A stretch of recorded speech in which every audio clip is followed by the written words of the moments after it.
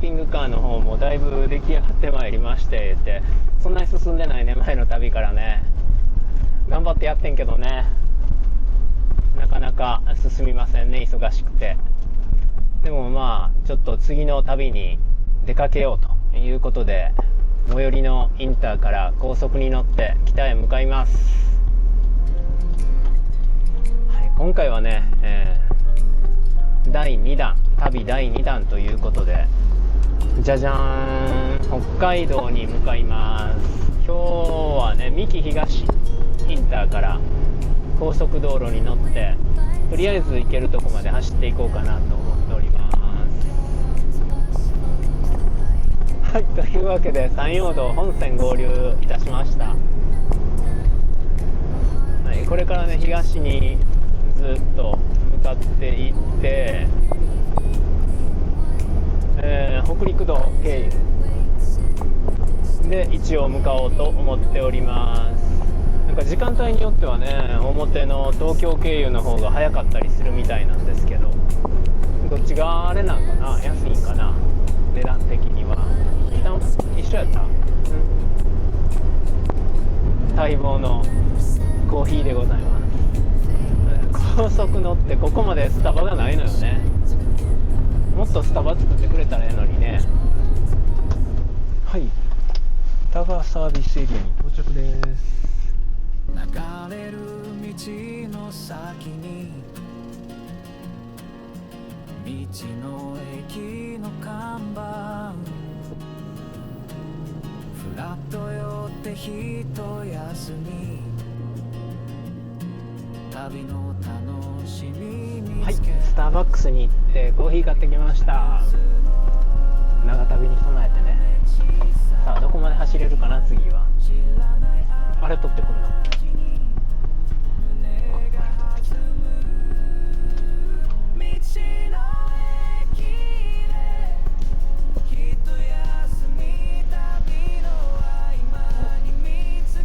届く？もう倍ぐらいの高さいるかなと思ってちょうどいいですか。よかったよかった。じゃあ出発したいと思います。 OK。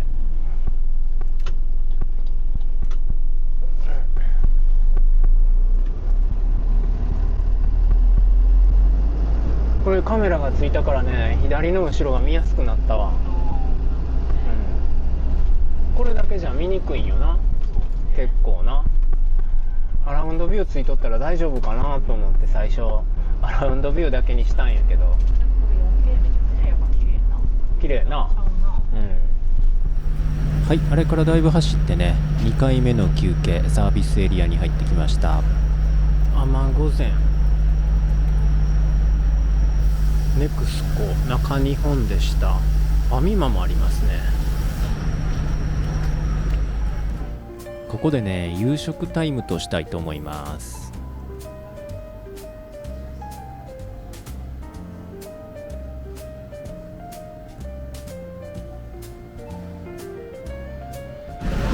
自動でオーダーが完了やね。電子マネーご利用になれますよ。カレーにしようかな。はい。発見中です。発見中です。券をお取りください。はい、カツカレーこんなんです。ドレッシングもこんなんやしね。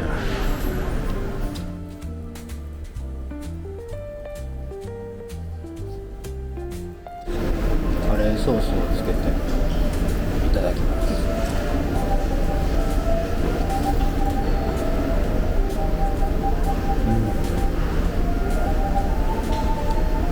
普通の冷凍カツやねこれ。はい、完食です。美味しかったです。今石川県の本山県入ったね。富山県入ってちょっと行ったところです。さあ次のサービスエリアで給油したいと思います。次のサービスエリアは有磯海かな。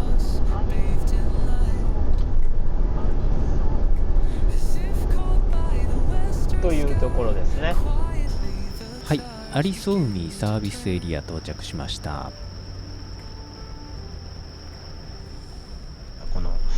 このねこれはドライブレコーダー、4チャンネルのドライブレコーダーなんですけど、なんか眩しいなと思ってちょっと走ってたんですが、今設定見たら明るさの調整は一応あったんですけど、自動ではないですね。こんなん普通自動にしとけよっていう話なんですけど、まあそういうことですね。まあ安いからしょうがないですね。エネオスなんもすんやろね。高いやろね、高速の上はね。188円もすんの経由が。ワンタン入れなしゃあないよな。1万円超えやな。はい、給油してきました。さすがに高いですね。経由いつもなんぼで入れようかな。160円ぐらいかな。ちゃうな、もっと安いな。140円ぐらいかですよね。50円ぐらい高い。恐ろしい。はい、だいぶ走ってきたんですけどね、ここで力尽きてしまいました。米山サービスエリア、今日はここでね仮眠したいと思います。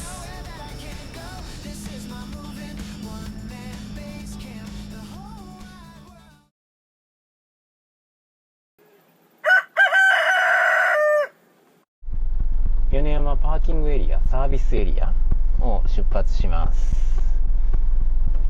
まず今日はコーヒーがないので、沸かしたらあるんですけどめんどくさいからスタバに寄ってコーヒーを買っていこうと思います。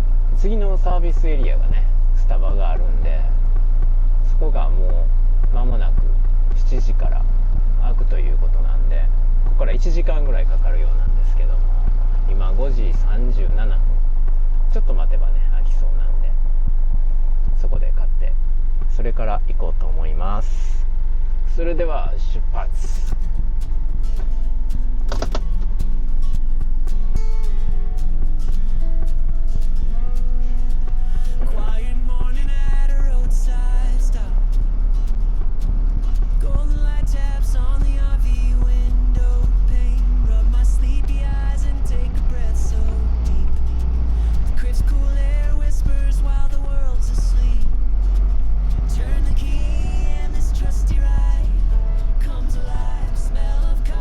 黒崎パーキングエリア到着で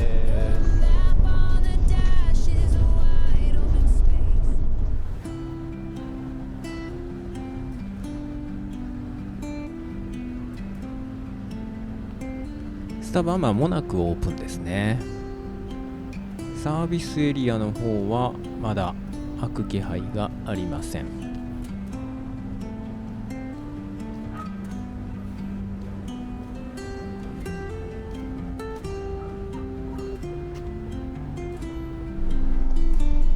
はい、スタバがオープンしてね、スタバでコーヒー買ってきました。またスターバックスラテワンショットプラス、美味しい。サンドイッチも買ってきました。こっちかな、どっちかな、これ印はないの。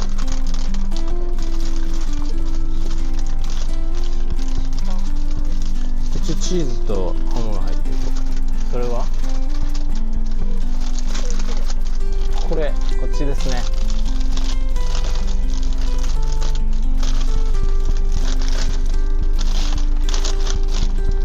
これキノコ、こんな感じ。美味しそうでしょ。いただきます。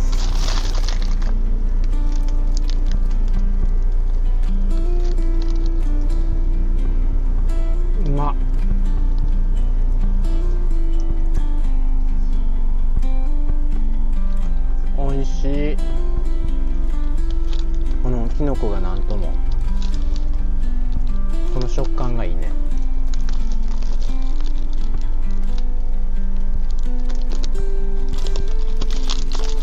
でまたこのパンがフランスパンっていうのがいいね。美味しい。さて、じゃあ出発しますか。食べながら。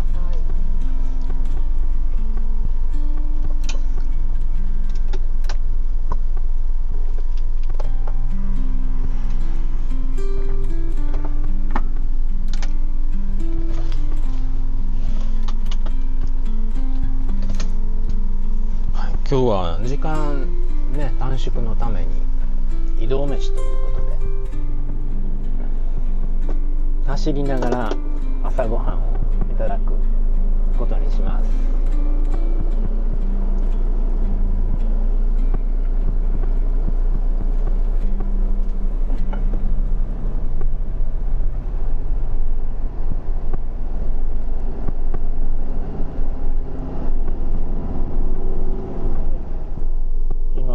高速道路最後まで来てね降りました。一般道路です。ここからね。はい、そしたら昼も回ったことなのでお昼ご飯食べに行きましょうか。ここは道の駅何でしたっけ？いわきですか。は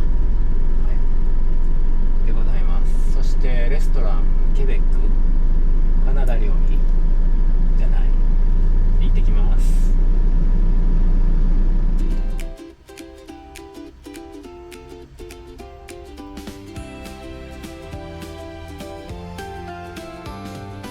Wandering through this little town, found a cafe with the shutters down. A gentle scent floats through the air. Let's stop and hear, I say with care.A window seat, a quiet breeze, new sounds and scenes put me at ease. こういうムーンもあったのでパスタを食べようかと思ったけど、オムライスにしよう。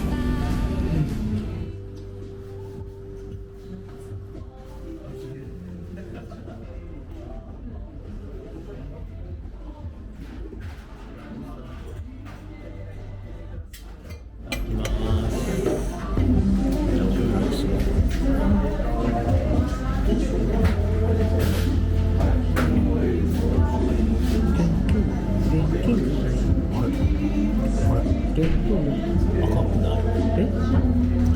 チャップライスじゃない、チキンライスになってる。これ微妙に赤い。こんな感じです。食べてみましょう。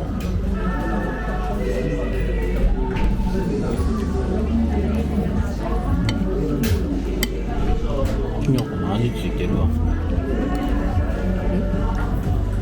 きのこの味ついてるわ。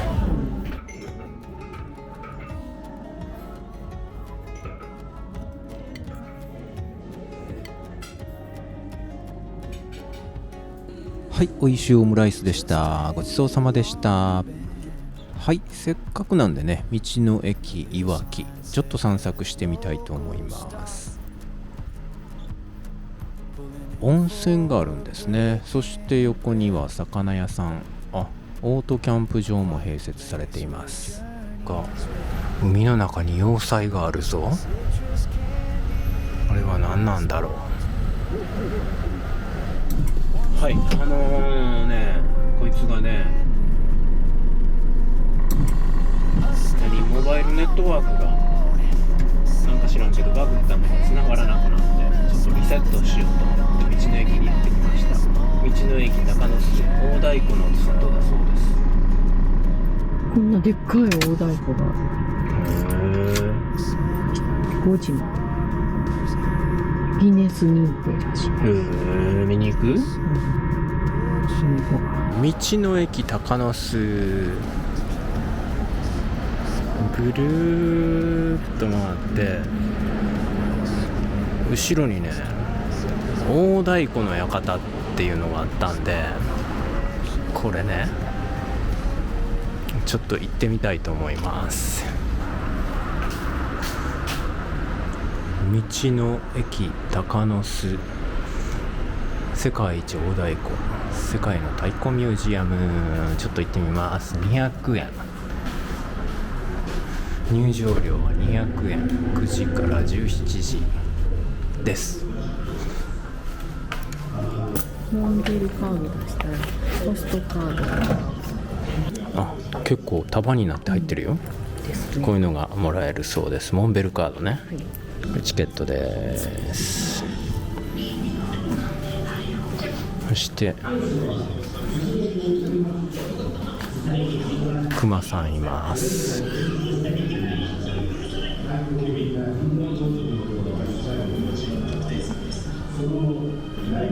サインがずらーっと。そしたら中へ行ってみましょう。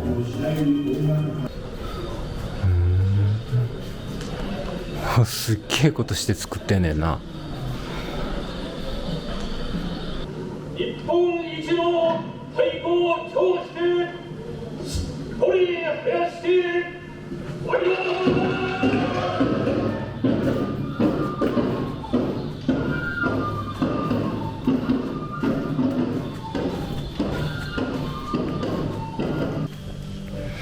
3.8 メートル、直径 3.8 メートル、これが 3.71 で世界一大太鼓って書いてあるけど、どういうことなんでしょう。でこれが 3.44 メーター。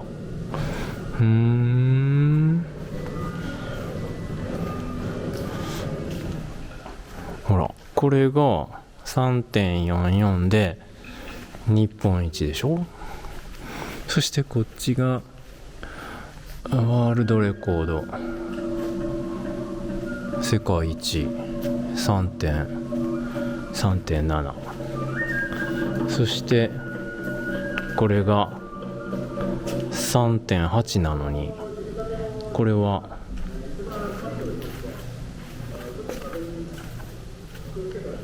日本一。どういうことなんやろね。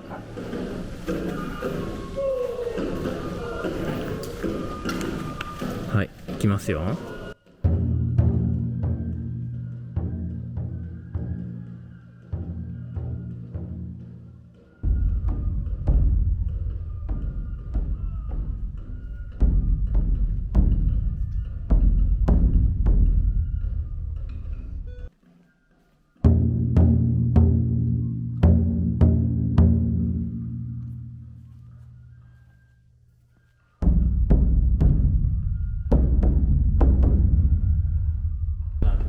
音鳴るね。一家に一台欲しいやつやね。一家に一台大太鼓、これですね。平成4年、宇和町は3メーター80の大太鼓を作成しましたが、この上ギネス認定まで争わなくてもということで 3.3 メーター71の下町の大太鼓が世界一大太鼓となったわけです。そういうことね。これ以上続けたら3メーター81を作り出すやろね。この辺の太鼓は自由に叩いていいらしいよ。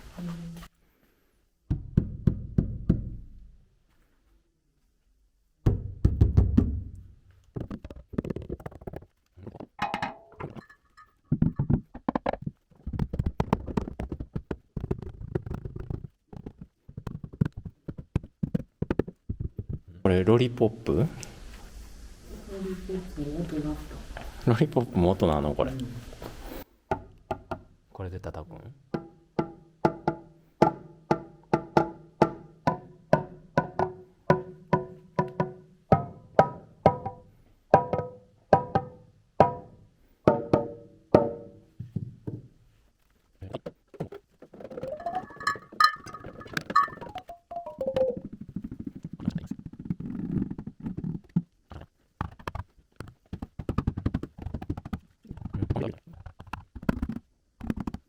世界の太鼓収集分布図。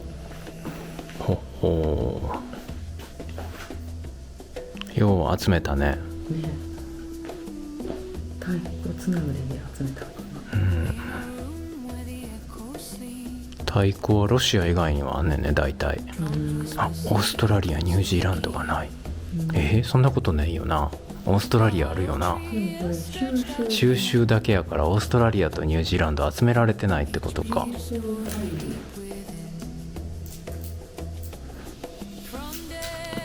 かわいそうやからオーストラリアとニュージーランドも集めたってよ。書き直してくれた。ねえ、原住民の太鼓あるのに。たまたま太鼓の館っていうのがね、道の大太鼓の館ですねっていうのが道の駅鷹の巣に併設されてあったので、見に行ってみました。なんやねんそれということでちょっと行ってきましたけど、世界一の大太鼓ありました。めちゃめちゃでかいやつが。で世界の太鼓もいろいろ、太鼓というか打楽器やね。打楽器の中でも太鼓に近いものを集めた感じかな。なかなかね、興味深い太鼓もいっぱいありましたよ。ぜひ来られる際は見てみてはいかがでしょうか。そして12km 道なりですか。そして目的のこれのリセットも完了して、ちゃんと電波が入っております。これで音楽もかかるかな。地図も動き出したし音楽もかかるし、これで大丈夫です。はい、岩木山ちょっと霞んでますけど綺麗に見えますね。今日3回目のスターバックス。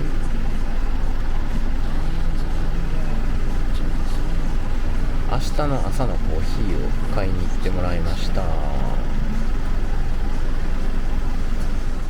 はい、やってきたのは六ヶ所村六ヶポッカスパ温泉。今日はね、この温泉でお風呂も入り食事も済ませて、隣の六瞬間という道の駅で仮眠を取りたいと思います。これが人気ナンバーワン。でか。こんなんやろ、こんなんでか。でかい。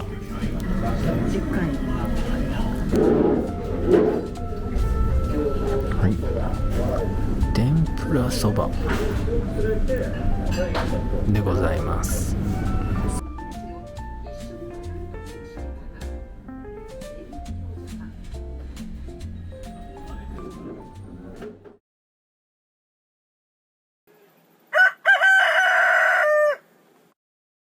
はい、おはようございます。今日はこんな天気、ちょっと天気悪いですね。六瞬間、これは道の駅じゃなかったのかな。特産物販売センターですね。昨夜ね、お風呂に入った場所、六ヶポッカスパハウス。ここの温泉、露天風呂は改装中で入れませんでしたけど、いいお湯でした。駐車場もね、大型車用駐車場が何台かあって、昨日は自衛隊の人も入りに来てました。そして向かいには次世代エネルギーパーク本格焼酎醸造工房。原発の街ですね。原発の金で作ったってことですね。これ見てください。これさっきの風呂、さすがに施設がでかい。続いてやってきたのは尻屋崎灯台。下北半島ってね、斧の形してるんですけど、その柄の先っぽの部分ですね。いやー、もう北海道が目前に見えてきましたね。9時から15時。おはようございます。お一人様300円お願いしております。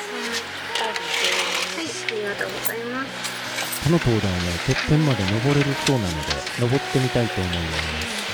こちら券になります。はい、風出てきておりましたので、上の方気をつけて歩かれてください。はい、ありがとうございます。真っ白でシュッとした綺麗な灯台ですね。はい、それでは早速中に入ってみたいと思います。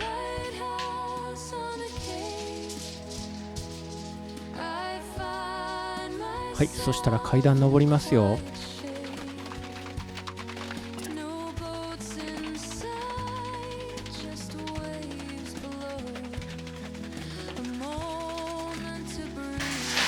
た帰れなかった。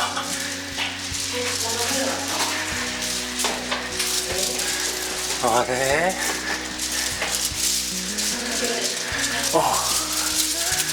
ンズのところにやってきたわ。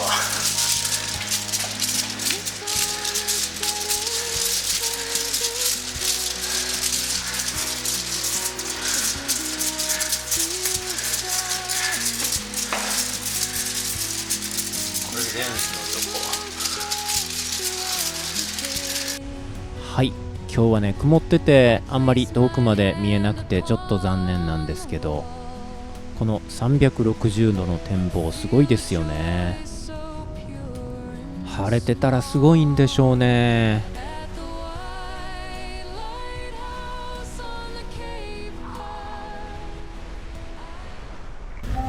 あけみちゃん、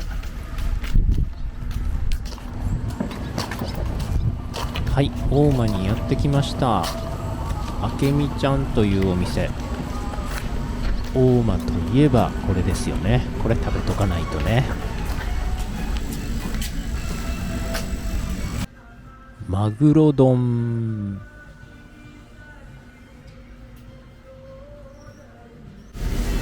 コーヒーいただきました。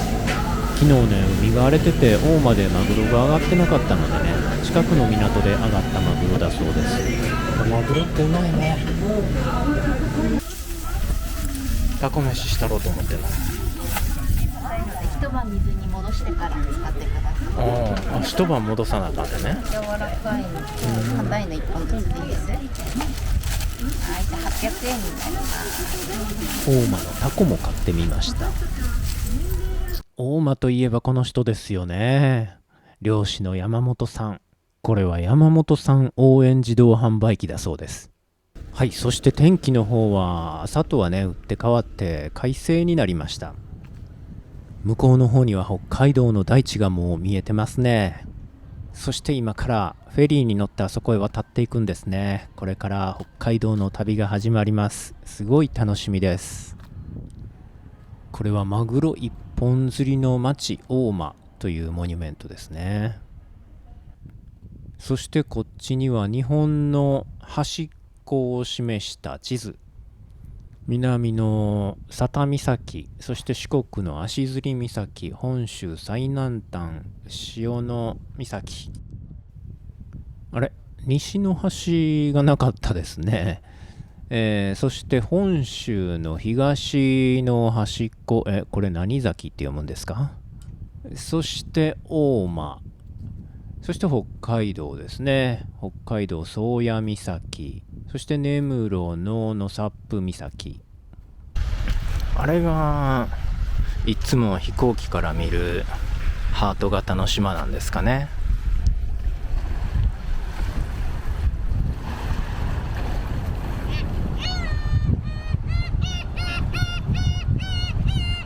笑ったやつがおる。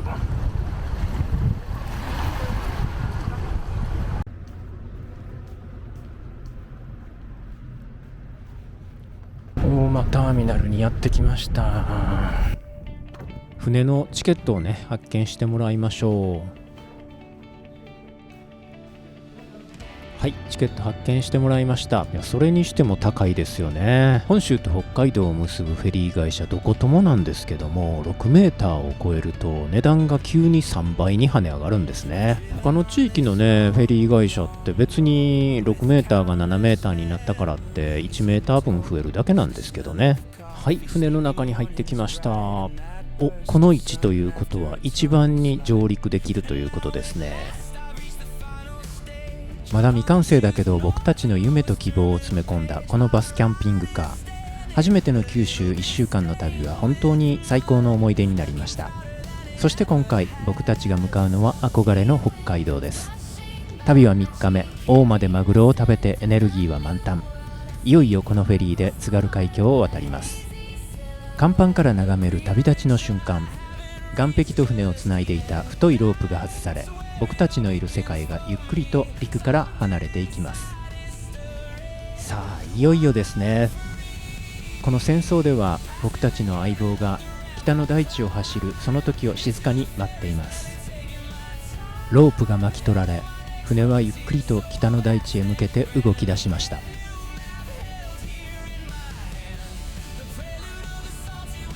本州がだんだん遠ざかっていきます。こうしている瞬間も自分たちの手で作ったバスと一緒に旅をしているんだなと思うと、なんだか不思議でとても嬉しい気持ちになります。これから約3週間、このバスで気ままに自由に北の大地を駆け巡ります。私たちの旅を北海道という最高の舞台で思いっきり楽しみたいと思います。この海の向こうから僕たちの本当の北海道の旅が始まります。北海道旅エピソード0の動画はここまでです。それでは次回の動画で北海道の大地からお会いしましょう。